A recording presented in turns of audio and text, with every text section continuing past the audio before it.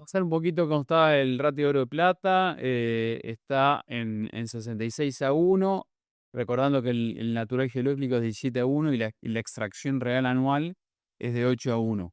Justamente una onza de plata, una monedita de plata, sea Krugerrand, son, bueno, $4.700, una mexicana de 50 pesos mexicanos, $5.600, porque es 1,2 onzas, y en realidad, en un manojo así, uno puede agarrar, o sea, el mismo equivalente en plata. Entonces, bueno, uno puede ahorrar $5.000, $6.000 o $10.000 bueno, ya de alguna manera pasa a un ahorro retail que de hecho no hay. Si uno quiere buscar plata física en monedas, es muy difícil conseguir los premios. O sea, uno puede llamar a cualquier cambio acá, si quiere conseguir monedas de oro, no hay.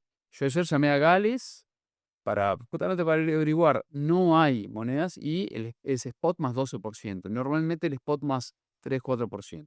A medida que baje que este ratio se vaya ajustando a números históricos, ya sea en lo que es siglo XX o más para atrás, en realidad uno puede ahorrar en plata física, bueno, de alguna manera en algo mucho más razonable. Antes, claro, con ratios de 100-1 era más difícil ese desarrollo. Sabiendo que eso es la menor parte de la demanda es por ahorro. La mayor parte de la demanda en el caso de la plata es industrial, ¿no? Por ejemplo, los paneles solares, el 10% del costo de paneles solares es plata, ¿tá? Y es el mejor conductor eléctrico que hay. Ni que hablar lo que se usa para joyería. Entonces, ya se sabe que hay un shortage de plata, no hay plata física.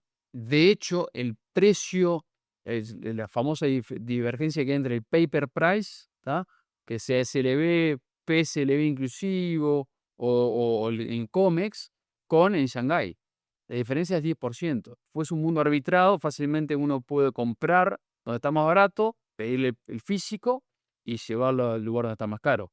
Eso no sucede, pero ¿por qué? Porque son dos activos totalmente diferentes. Van a ir de cierta manera de la mano porque los que arbitran van a encontrar la forma de arbitrar. A mí personalmente me sigo buscando la plata, a pesar de, obviamente, que es muy volátil, ¿no? Está clarísimo, muy volátil, pero en el portafolio tenemos las posiciones del 1%. Las reservas de plata del mundo, cómo se distribuyen entre Perú, Chile y Bolivia, principalmente, y China, Australia, entre esos países tienen la mitad de la plata, sabiendo que es un subproducto de la extracción de otros metales. Bueno, interesante lo que ha pasado también con el oro. O sea, Florida, que hace un tiempo había dicho que aceptaba pagos sueldos en Bitcoin, ahora hace lo mismo con el oro y la plata.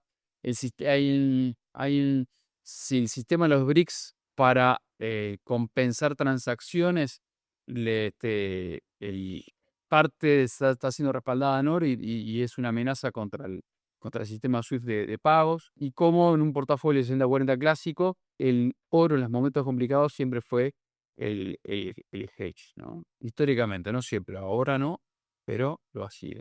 Nuevas clases de activos, estos son todos los tipos de activos o nuevas asset clases que no sabemos que vendrán, que ya se están de alguna manera securitizando o tokenizando. Y yo quiero acá, Michele, el otro día en la reunión, yo le preguntaba sobre el precio del Bitcoin, y me dice, el precio del Bitcoin está muerto. La realidad que a mí me llama la atención, el Bitcoin cae mucho en enero, cae como 20%, cuando el mercado subió en general, ¿ah? El portafolio, nuestra estrategia subió 2,6% en general, o sea, en promedio en enero, y el Bitcoin cae. Ok, con la guerra no se movió. Estaban $70.000 alrededor de ese precio, pero no se movió, de lo cual eso, para nosotros, eso es descorrelación. Agrégalo, porque descorrelaciones. Tenemos 1% de cripto, es poco, pero descorrelación. Entonces, bueno, estaría atento, ¿no? Siempre estaría atento.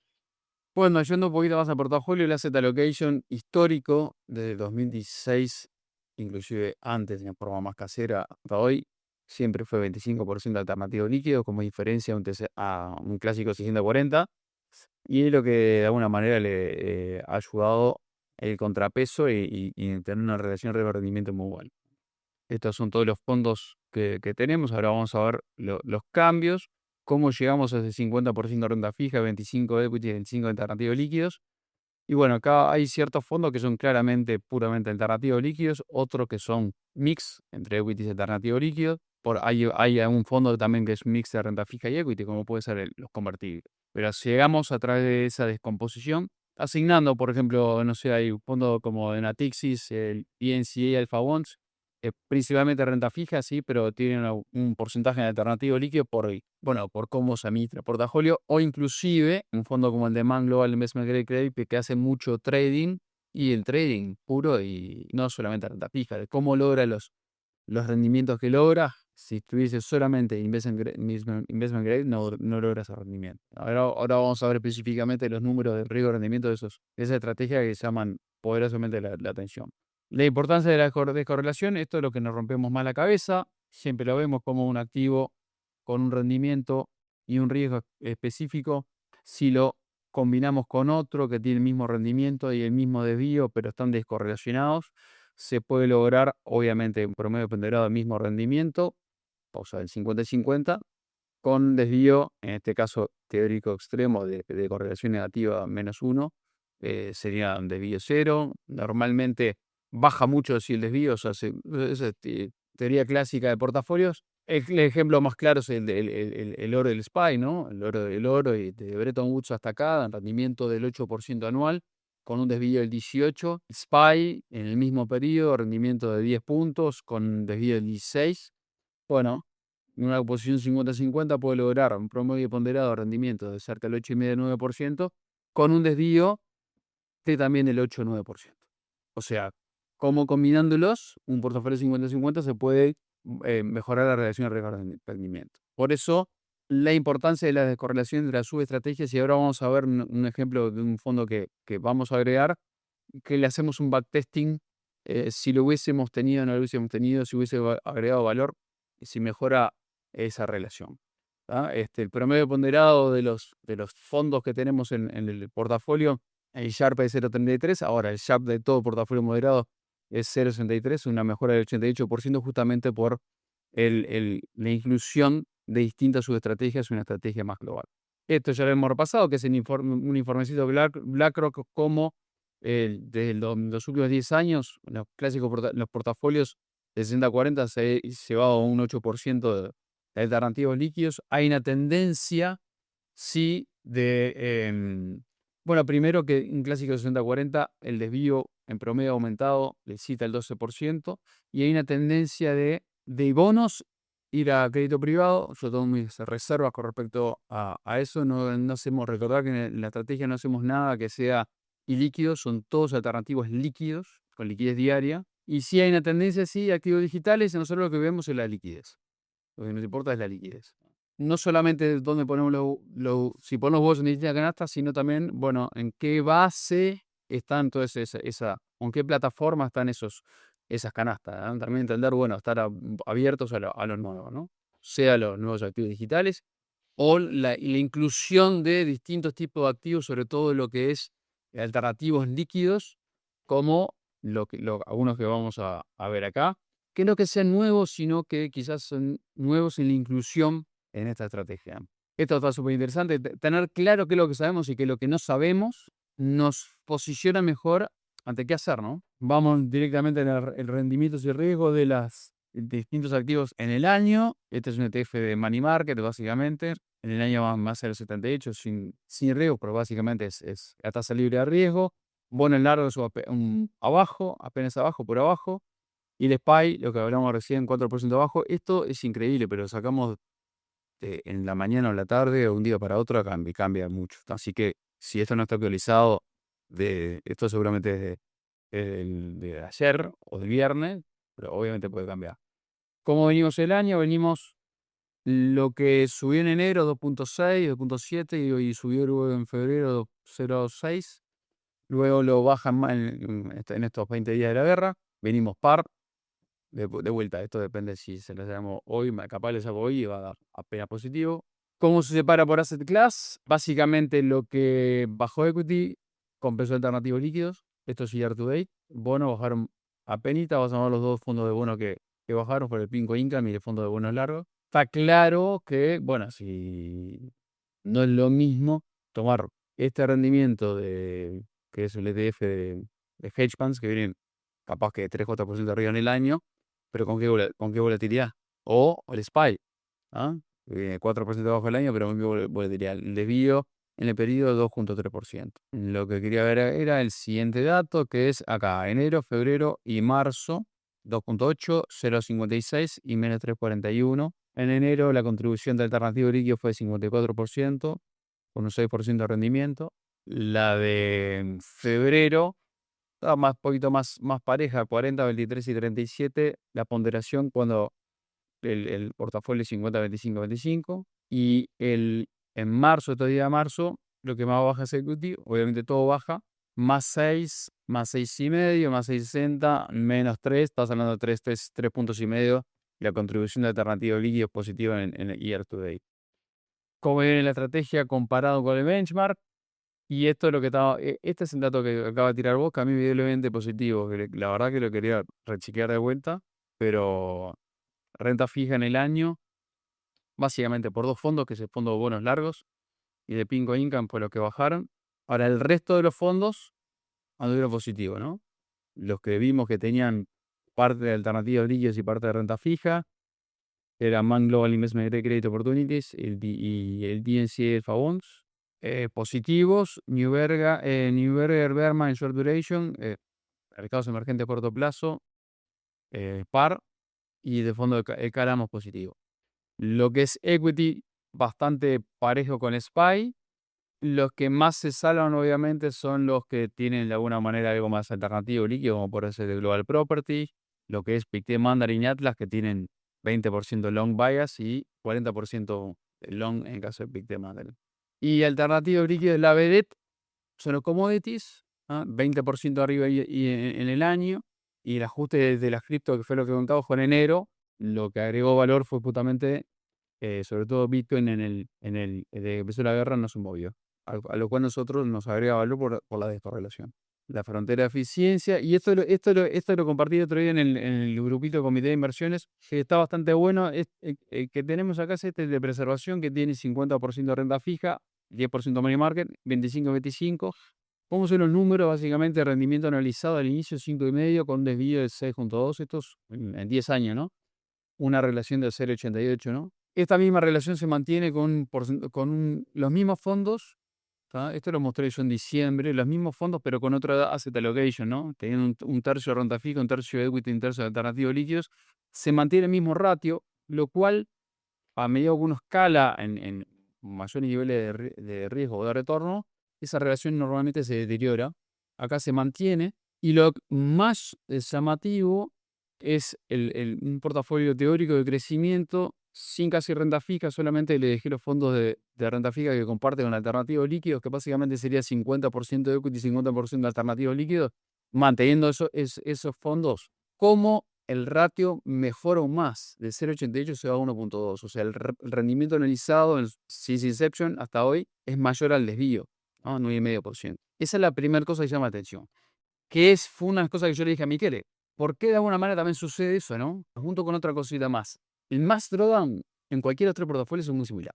Está claro que cada uno tiene su propio perfil de horizonte de inversión, ¿no? Perfil de riesgo y horizonte de inversión. Está claro que si voy a un horizonte de inversión de 3 años para asumir un riesgo menor, obviamente, ¿no? Y si estoy dispuesto de alguna manera a esperar más tiempo, puedo darme el lujo de esperar justamente esperar más y obtener mayores rendimientos y poder soportar caídas transitorias. Pero acá la primera conclusión que yo saco es el hedge de los alternativos líquidos, ¿no? Claramente, porque si yo en preservación tuve 50% de renta fija, esta caída, o sea, la renta fija, sobre todo la renta fija un poquito con más duration, no me protegió en 10 años. No me protegió, lo que me protegieron fueron otras cosas. Hay que ver qué otras cosas, pero me protegieron otras cosas.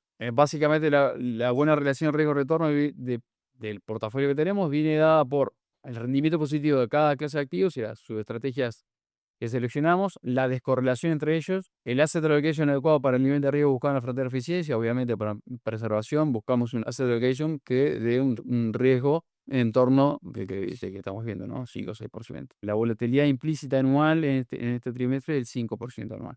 Y esa es la selección best in class de cada fondo, su estrategia, que lo vamos a ver en algunos fondos que vamos a incorporar, como hacemos un análisis de best in class. Esto que venimos comparado con otras estrategias, en nuestro análisis, el de BlackRock, el ETF de BlackRock, nos sigue cerca, igual tenemos mejor Shark, con una distinción que este amarillito de BlackRock es teórico, porque es un ETF que paga 3% de dividendo y el dividendo está grabado en 30% withholding tax, lo cual representa 1% menos por año, lo cual te cambia totalmente de ratio de Sharp. O sea, si tenemos un ratio Sharp de 0,49, este 0,40 de BlackRock quedaría mucho más cercano a un 0,30 por el efecto que no lo puedo meter en Morningstar del 30% withholding tax. Medición en dólar y dólar index, ya lo vimos que en este año el dólar subió un poquito, 1 y pico %. O sea, en vez de la canasta de monedas en dólar comparado con las principales monedas. Y ahí acá se ve reflejado. En celeste es el portafolio medido en una canasta de monedas. ¿Ah? ¿Cómo no cae, no? Y bueno, si en el año vimos flat, el dólar sube un poquito, y lo podemos decir que el portafolio de una medida en canasta de monedas subió 1 y pico %, al igual que el año pasado, que el portafolio tuvo 15% en dólares, medido en dólar index, tuvo obviamente un menor rendimiento, ¿no? Está clarísimo porque el dólar bajó casi 10% frente a lo que se para moneda. Se podría ver que en términos reales el año pasado, en vez de ganar 15, el año 5, y este año en términos reales ganamos 1 en vez de estar pago.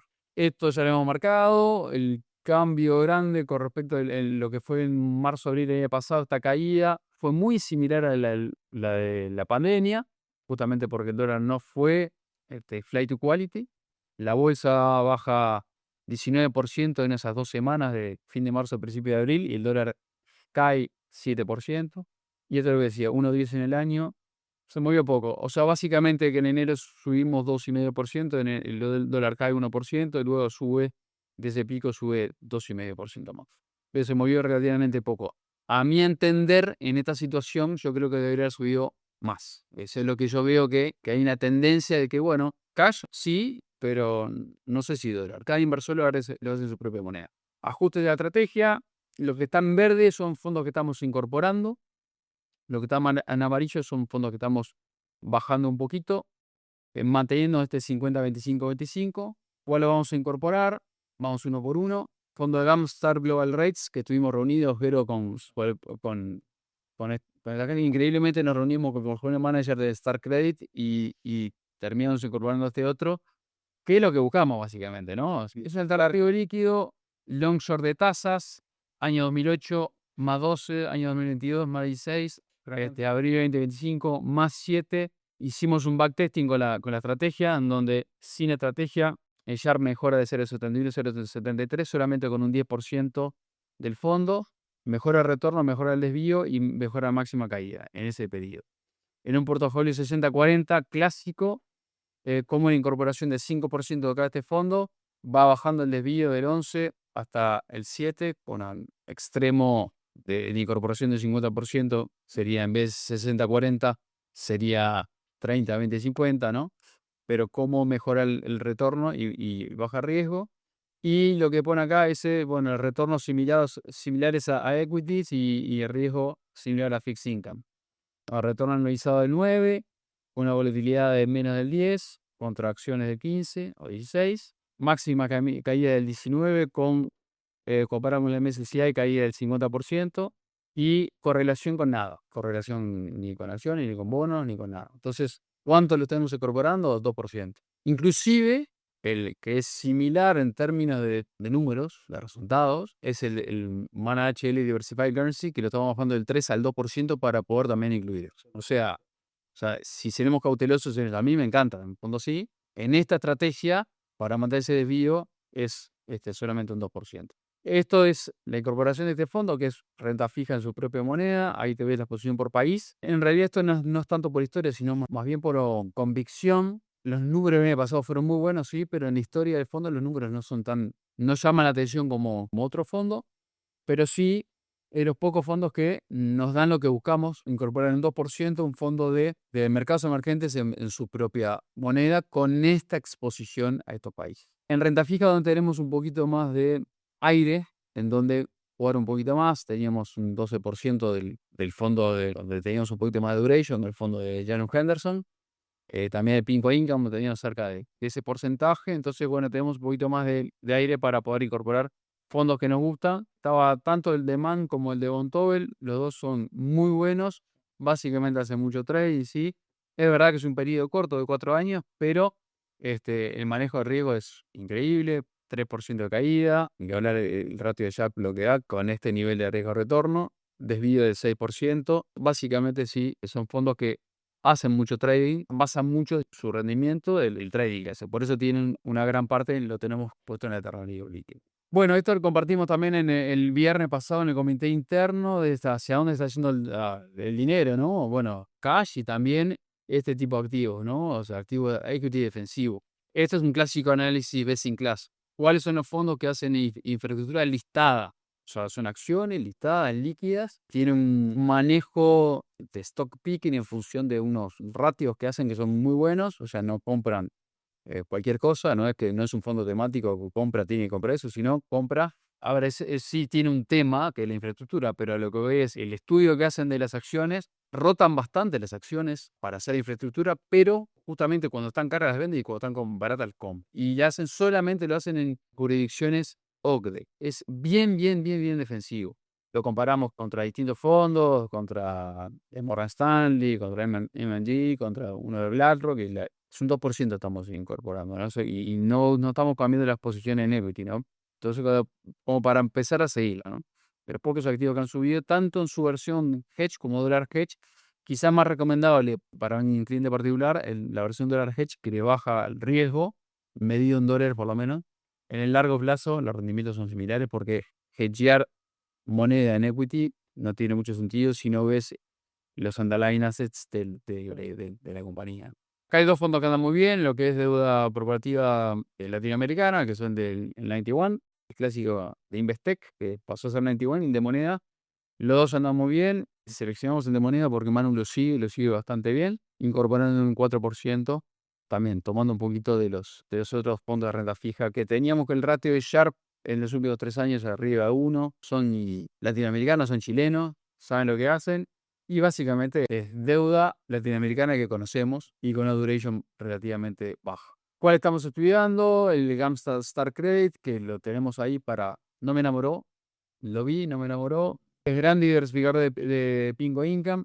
Tuvimos durante mucho tiempo el Janus Henderson Absolute Return, que era el UK Absolute Return. Ahora le cambiaron el nombre y la verdad que en los últimos años ha tenido un comportamiento muy bueno. Retornos consistentes del 7 con desvíos muy bajos, del 2,5%. Y estamos, buscando activamente fondos mutuos pasivos de Physical Silver para traer directamente una posición, no solamente a través de Jupiter o Gold and Silver. No hay. La verdad que no hay. La gente piquera he preguntado, no hay. Yo creo que va a haber, en cualquier momento van a sacar.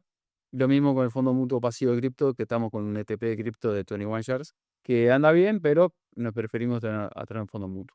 En resumen, estar atentos a nuevas canastas, hacer clases, nuevas bases, foco a 3 años en esta estrategia, rebalanceo periódico de dar resultado y buscamos protegernos, el rendimiento como consecuencia y relativizar en qué lo medimos, ¿no? Y quería cerrar con una analogía con los bosques comestibles, que se dice que la solución al problema alimenticio, esto es un un holandés, que en el 2009 arrancó un bosque comestible. Esto lo tengo claro porque yo estoy armando un bosque comestible. Y básicamente, en los principios de la permacultura, de los bosques comestibles, lo que hace básicamente es cómo todas las plantas entre sí se ayudan, ¿no? Distintas capas y distintos tipos de arbustos, árboles, plantas, tipos de hongos, etcétera. Entonces, me vino justamente lo que hacemos en la administración de portafolios, portafolio financiero, cómo entre sí todo se ayuda y todo colabora, ¿no? Y dije, bueno, voy a chequear cuáles son los principios de permacultura, ¿no?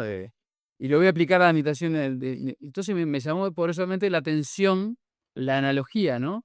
La diversidad funcional, diversidad en las subestrategias. Estratificación, lo que hacen es hacer allocation por capas, en distintos tipos de asset clases. Ciclos cerrados, el clásico rebalanceo, o sea, nada se tira. De hecho, en un rebalanceo lo que se hace justamente es, se vende lo que más subió y se compra lo que bajó. Gestión del agua, la gestión de la liquidez, siempre teniendo un porcentaje de money market como liquidez. Bueno, todo lo que justamente lo que es el diseño, se dice, ¿qué pasa? Un bosque comestible tiene un ratio de retorno de energía que es entre 10 y 30 a 1, comparado con un clásico agricultura industrial que es entre 1 a 1 y 3 a 1.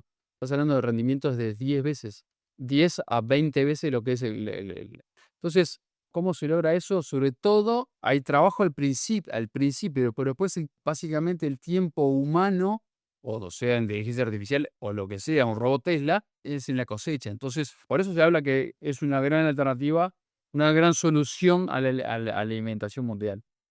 El gran problema de cómo está armado hoy el sistema justamente alimenticio es que es de corto plazo. Esta solución es de largo plazo. Pero lo que voy, en verdad, esta analogía que quería hacer con la administración es justamente con el diseño y la estructura y cómo con el tiempo, si se mantiene un diseño, cómo da resultado, ¿no? Bueno, la adaptación al clima. La adaptación al clima, justamente esto, bueno, como se plantan árboles más grandes, más altos que otros, justamente los se protegen ante el clima, que básicamente el clima sería, bueno, situación de guerra. Bueno, ¿cuáles son las cosas que me protegen contra otras, ¿no? Acá dice un buen portafolio no sé qué más rinde, sino que más se adapta al entorno, ¿no? Y bueno, justamente bueno, típico bosque comestible en sus 4 estaciones. Quizás estaríamos ahora en una situación más de temporal, ¿no? Con la situación de la guerra, ¿no? Pero si tengo activos que me protegen en esos momentos, con el tiempo, todo el bosque va a ir, de alguna manera, y con el efecto compound y de rebalanceo, va a ir creciendo y se va protegiendo unas cosas a las otras. Acá puse los 4 climas, ¿no? Verano, otoño, un invierno ventoso o una primavera.